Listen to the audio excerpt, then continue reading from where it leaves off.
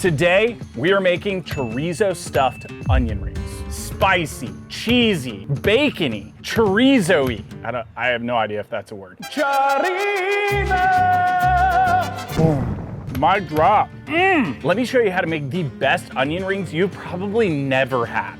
Let's do this. First things first, you need ground chorizo. You can pick this up at most of your local grocery stores. You can use pork or beef. I personally think pork is a little bit more firm. You're gonna want a lot of onions, not because you're gonna be cooking them all, but because getting that perfect onion ring like shape takes a little bit of practice. And even I've done this like 10 times and I'm still not perfectly good at it. I love to use like sweet onions because you get that like awesome bulb on the outside, so they're a little bigger and thicker. You're more than welcome to use like white onions. I've done that before too. They're very good. I don't recommend using red onion, mostly because I just think it would be too powerful of a flavor. Red onion raw is very good, but I don't know if I would want to eat it like an apple. I'm gonna slice off the ends. It will probably make you cry. Shoe fly.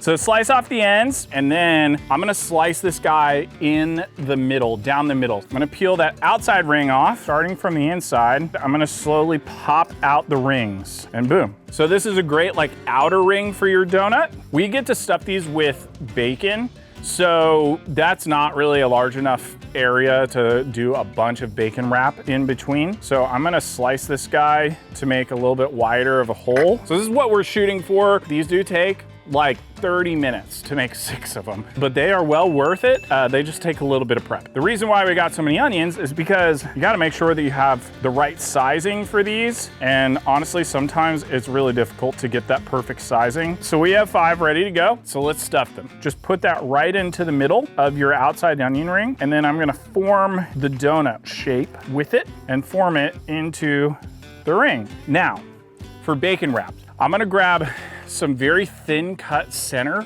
bacon, no thick cut. That's gonna be a pain in the butt. I'm gonna start by kind of stuffing the end through the center. We just slowly but surely try and wrap this as best as physically possible. You're gonna break bacon, it is what it is. But in the end, if you kind of spread it out enough, you're gonna get a really good wrap. All right, so now it's pretty much wrapped. And there you go. We have our chorizo stuffed bacon wrapped onion ring. So I'm using my cowboy butter rub. You're more than welcome to use your favorite barbecue rub or even just like salt, pepper, garlic. Pairs really, really well, especially with the queso. Season this guy up, boom. Now I just have to do this 4 more times. Let's get to doing it.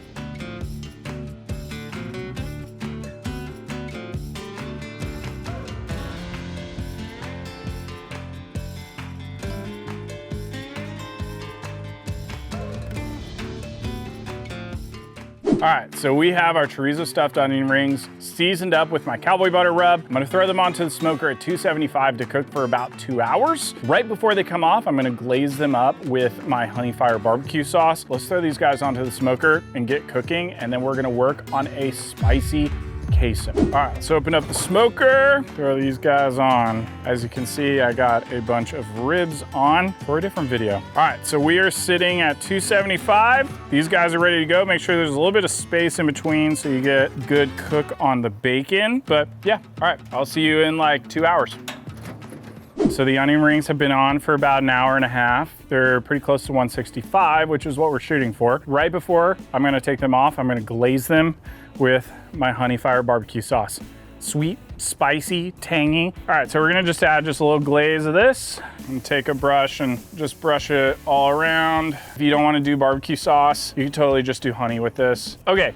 These are ready to go. I'm gonna let them cook for another like 30 minutes to really get that glaze nice and tacky and get it to stick. Let's work on that queso. We have our charcoal chimney ready to go. So I'm gonna dump this out, let it just heat up a little bit, and we're gonna start working on the queso. So I have a big old cast iron skillet. I'm gonna add this guy on, let it heat up just for a second. While I'm doing that, I'm also gonna drop in about 2 tablespoons of unsalted butter. All right, so the key for almost every major like cheese sauce is making a roux. All a roux is basically fat and flour mixed together into like a clump that just acts as a thickening agent for the rest of the liquids and cheese to like mix all together and make this really thick sauce. Usually for 2 tablespoons of butter, I do like 1 heaping spoonful of flour. I'm looking for it to kind of become wet sand texture. I'm gonna cook down this flour just a little bit. And then right here, you can kind of see on the outside, once it starts to like really start bubbling, in my opinion, that means that we're in a place where that flavor of the flour is starting to cook out. We're gonna add in our seasoning. So this kind of helps thicken it up a little bit too. I have salt, pepper, garlic, and then I'm adding just a dusting of cayenne. So now we have even more of a wet sand texture. I'm gonna add in some beer. You can also use like chicken stock or beef stock, or you could kind of use a lot of things that are gonna help to cohesively combine everything. Just bring this all together. So now we have like an awesome base for our queso. I'm adding freshly shredded pepper jack and Monterey Jack. You're more than welcome to use sharp cheddar or something else, but I think this is a great flavor combo. Freshly shredded is ideal. It's gonna melt the easiest. So this is like super duper heavy queso. Like that is a stringy, cheesy queso. I think what we're shooting for today is a little bit thinner. So I like adding heavy cream. I think it retains a lot of the flavor over milk. That's it, dude. That is all you need to do. Now, if you want to add just a touch more cheese, we can, but I don't want to overdo it. There's plenty of flavor in this. Let's go and get those onion rings. I'm gonna pull those guys off, and then let's pour this into a smaller bowl so we can serve and enjoy. Look at that. Look at that, pour. Juicy. Oh, bad idea. All right, let's go and get these onion rings. Okay, our onion rings are good to go. They're looking nice and tacky and beautiful. So I'm gonna let these guys cool. Queso. Look at these beauties. Juicy, tender. Look at that. Queso for days. Look at that drip. Gotta try it out. Mic drop.